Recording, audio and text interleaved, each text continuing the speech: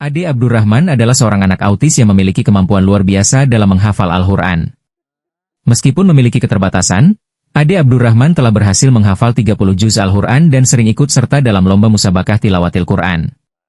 Bersama dengan ibunda, Ade Abdurrahman terus melangkah maju menyongsong masa depan.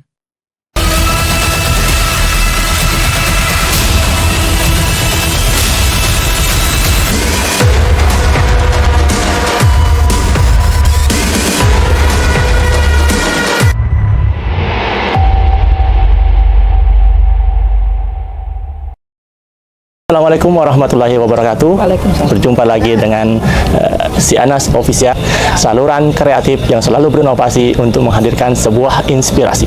Saat ini kita sedang berada di Morano Highland, Kota Kendari, Provinsi Sulawesi Tenggara. Untuk episode kali ini sangat luar biasa karena kita kedatangan bintang tamu, ibunda dari salah satu peserta seleksi tilawatil Quran dan hadis tingkat nasional perwakilan dari kafilah Provinsi Kalimantan Utara. Kita sambut, ini dia, Ibu Nurheda Mahdalena. Assalamualaikum Ibu. Waalaikumsalam warahmatullahi wabarakatuh. Ya, gimana Bu? Sehat-sehat? Sehat, alhamdulillah. Ya, sekarang kita berada di daerah wisata Morano Highland.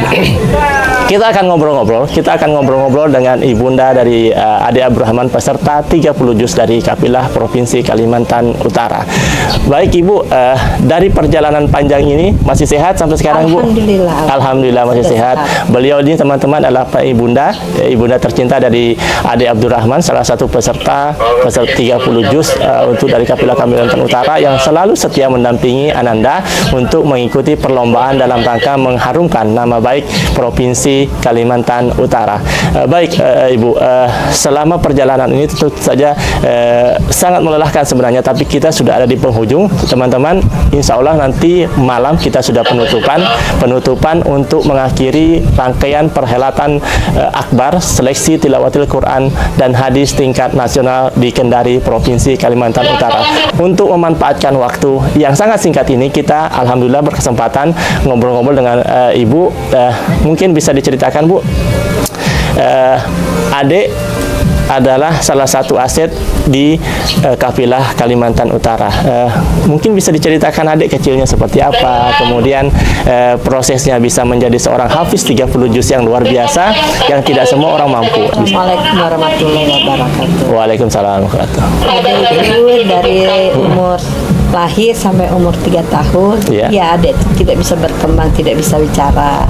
Oh, berkebutuhan khusus ya Bu? Berkebutuhan khusus. Iya. Semenjak umur 3 tahun naik ke atas, hampir 4 tahun, dia mulai bicara. Sudah mengenal baca-baca Quran agama. Dilatih dengan abinya sendiri. Abinya sendiri. Nah, jadi perjalanan dengan singkat, anak saya itu berkebutuhan khusus, jadi mereka diantara dengan abinya sendiri kemana-mana, sekolah, mengajar. Sudah iya SMP, dia masuk di pondok pesantren. Oh ya, itu lahirnya di mana sih Bu asalnya Bu? Di Tarakan Pak. Oh di Tarakan. Sekarang tempatnya di mana Bu? Di Sajau, di Kalimantan Utara, di Sajau, Kecamatan Tanjung Palas Utara. Kecamatan Tanjung Palas Timur atau Utara? Oh ya, berarti berarti di Sajau, wilayah Kecamatan Tanjung Palas Timur. Kecamatan Tanjung Palas Timur. Ibu, apapun yang Allah berikan ke kita kan tentu itu adalah sebuah anugerah.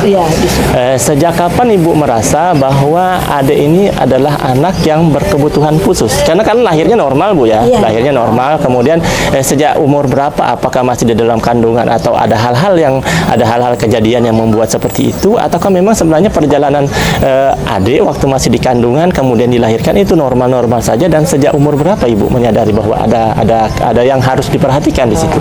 Semenjak umur 1 tahun 3 tahun itu sudah mulai tidak ada bisa ngomong, tidak bisa bicara Pak. Oh, dari 1 tahun sampai umur lahir sampai umur 3 tahun tidak bisa bicara. Tidak bisa bicara. Iya, sudah umur 3 tahun lebih baru dia mulai bisa bicara, baru mulai bisa nyanyi-nyanyi.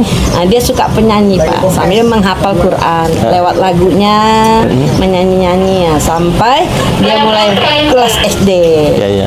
Oh, itu dari 3 tahun menyanyi-nyanyi hafal diperkenalkan dengan Al-Qur'an untuk tahfiz sejak umur berapa, Bu? Umur SD, Pak. Abiknya mendidik SD dia. kelas berapa itu? Kelas 1, Pak. Kelas 1 di umur 5 tahun. 5 tahun. 6 tahun ya, kurang lebih ya, Bu ya. Ya, ini belum umur SD. Ya. Dia sudah masuk umur beluman orang diterima, dia sudah karena ada kepintaran. Oh, ada kelebihan khusus ya, Bu? Kelebihan, Pak. Jadi setiap waktu sekolah SD, dia itu tidak pernah olahraga. Oh, Tapi ya. yang saya dengar dari abinya, dia kalau olahraga, guru olahraganya dibacakannya mengaji. Iya. Oh, iya. Iya. Iya, begitu teman-teman. Jadi Ade ini adalah salah satu peserta tahfiz 30 juz dari Kapila Kalimantan Utara yang memang mempunyai berkebutuhan khusus, namun kelebihannya juga luar biasa.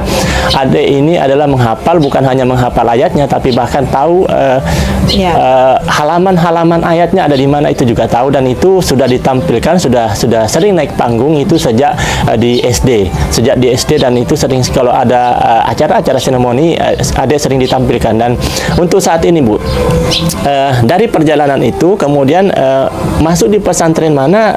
Waktu masuk di pesantren apakah sudah memang menghafal Al-Qur'an atau memang belum, baru mulai, Bu? Sudah mulai menghafal. Sudah mulai menghafal Al-Qur'an. Itu yang sudah menghafalnya dari abinya sendiri. dari abinya sendiri ya. Itu menghafalnya berapa juz dia dapat sebelum masuk pengenalan, Bu? Karena mereka apa itu namanya Murajaahnya itu setiap waktu, Pak. Oh, murajaah setiap waktu ya.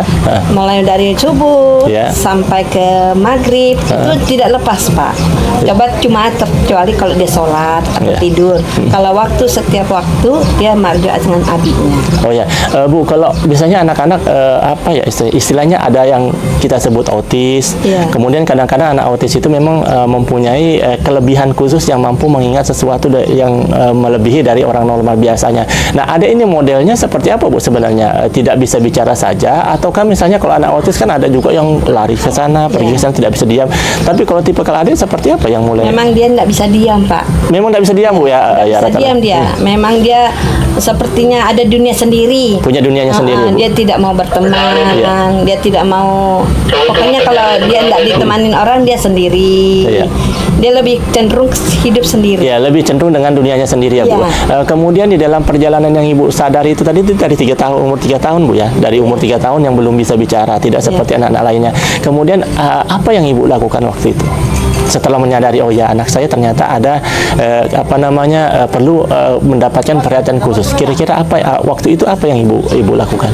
Abinya sendiri yang bawa ke praktek, ke seperti spesialis.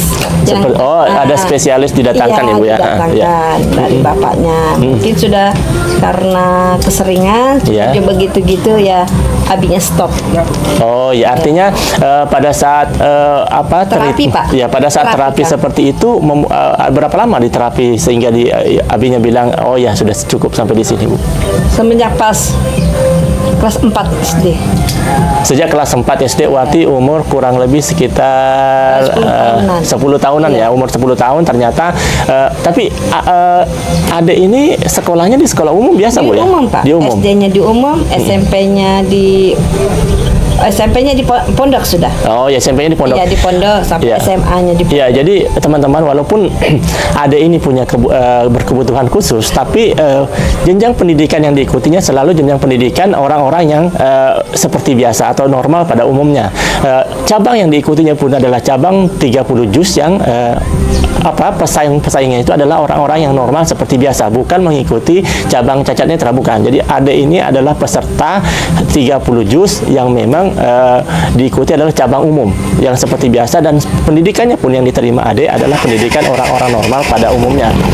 Karena yang berbeda hanyalah tentang interaksi dengan orang lain yang mungkin agak terlambat dari orang-orang lainnya. Nah, kemudian perasaan Ibu sendiri begitu mengetahui bahwa oh ya, ternyata anak saya punya kebutuhan khusus atau misalnya lain daripada orang-orang normal. Perasaan ibu sebagai seorang ibu itu seperti apa? Di sisi lain, Pak, kadang-kadang bangga. Di sisi lain kadang-kadang juga kasihan ke depannya. Karena Dia itu tadi karena apa-apa semua harus orang tua yang mengendelnya semua. Oh, itu bangga tuh dalam arti apa, Bu? Bangga bisa dia Dipercaya? bangga dia bisa menghafal. Oh, bangga bisa mempunyai prestasi ya, Bu. Iya. Nah, kemudian yang kasihannya gimana, Bu? Kasihannya untuk masa depannya, Pak. Oh, untuk masa Iya, depannya, Ibu ya. Masa depannya.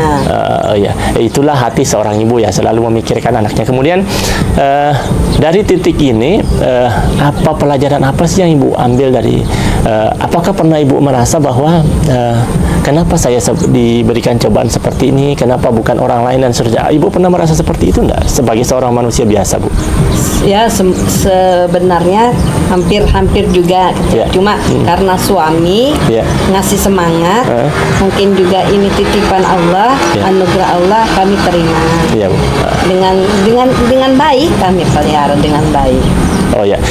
Kemudian di dalam mengasuh adik yang begitu, Pak. Ini sekarang adik umurnya sudah berapa tahun? 22. Sudah 20 tahun adalah sudah menjadi pria dewasa adiknya, Bu ya. Kemudian di dalam mengasuh sepanjang itu pasti kan tidak selancar orang biasa ya, Bu. Kira-kira kesulitan apa yang Ibu hadapi selama sepanjang ini? Apakah misalnya ada pembulian dari tetangga dan seluruhnya, ataukah misalnya ada kesulitan lain yang Ibu merasa, aduh kok saya seperti ini gitu, yang Ibu merasa sedih gitu karena persoalan seperti ini? Alhamdulillah sama ini tidak ada, Pak. Tidak ada ya? Iya, tidak ada, alhamdulillah. Dan adik waktu di sekolah juga lancar-lancar aja, Ya, Bu? alhamdulillah, Pak. Semua ini ya berkat, ya alhamdulillah. Semua ini bisa dikendalikan sama abiknya. Iya.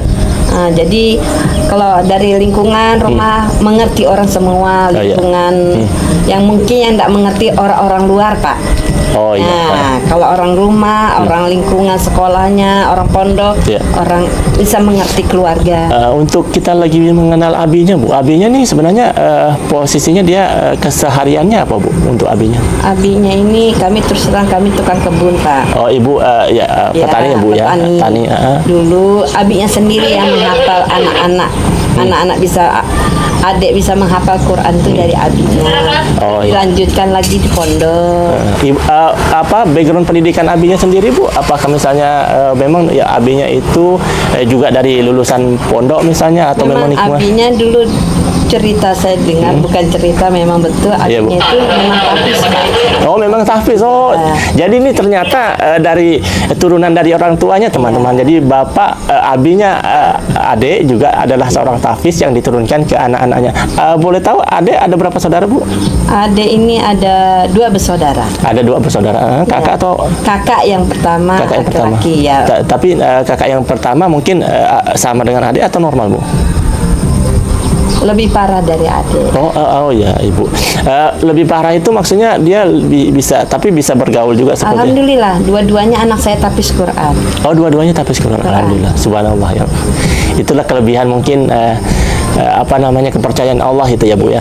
Kemudian kalau untuk kakaknya sekarang posisinya ada di mana, Bu? Ikut abiknya aja di rumah. Oh, ikut abiknya di rumah. Oh iya. Kebun. Ikut kebun ya, Bu Apa ya. yang disuruh abiknya kegiatan dia ikut. Baik, Ibu, dari sekian perjalanan ini harapan Ibu ke depan untuk adik seperti apa, Bu? Harapan Ibu kepinginnya adik seperti apa? Misalkan adik melanjutkan sekolah lagi, atau memang mungkin suatu saat adik juga pasti mungkin insya Allah punya jodohnya sendiri. Kemudian apa harapan Ibu ke depan untuk adik? Harapan saya itu, Pak, terus terang jadi orang tua cuma mengharap untuk kedepannya mudahan dia bisa mandiri. Amin. Itu aja, untuk kedepannya bisa mandiri, segala-gala apapun bisa mandiri. Ya. Nah, siapa tahu memang jodoh Allah memberikan jodoh. Saya ikutin, kalau memang belum ada jodoh ya tetap kami pelihara. Iya. Kedepannya mudahan aja dia yang terbaik untuk dia. Ya, berarti selalu mendampingi. Baik, Bu. Sekali lagi persiapannya untuk pulang apa sudah beli oleh-oleh, Bu? Sudah, alhamdulillah beli oleh-oleh untuk kakaknya. Ada pesan-pesan? Mudah-mudahan abinya sehat sama Aab di rumah. Dan abinya selalu menunggu di rumah ya, Bu ya. Iya.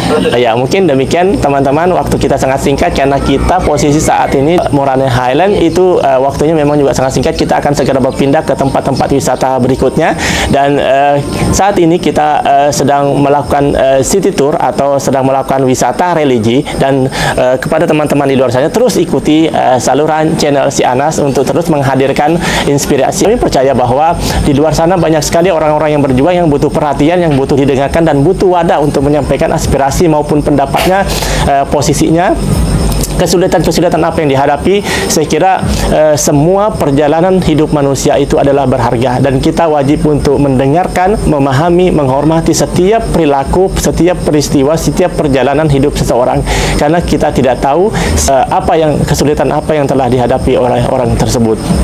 Baik, sampai di sini obrolan kita. Sekali lagi terima kasih banyak Ibu telah berbagi, dan ini mudah-mudahan bisa menjadi inspirasi di luar sana kepada teman-teman yang juga mungkin menghadapi, kepada seluruh ibu-ibu di luar sana juga mungkin menghadapi apa yang sekarang apa yang sekarang dihadapi oleh Ibu Nurhayda. Kesimpulan kita pada hari ini adalah apapun yang Allah berikan maka itulah yang terbaik. Apapun yang Allah berikan sudah dipastikan bahwa kita mampu untuk menjalaninya, maka kita hanya patut berusaha, berikhtiar, dan bersyukur untuk menikmati apa yang Allah anugerahkan kepada kita. Dan tidak ada yang bisa menjamin siapapun, apapun, dan bagaimana kejadiannya, tapi sekali lagi kita sebagai hamba Allah hanya bisa menerima, berikhtiar, dan berdoa dan bersyukur atas segala apa yang kita hadapi. Sekali lagi terima kasih sudah menyaksikan channel si Anas. Jangan lupa selalu dukung channel ini agar kita terus bisa memberi inspirasi kepada Anda.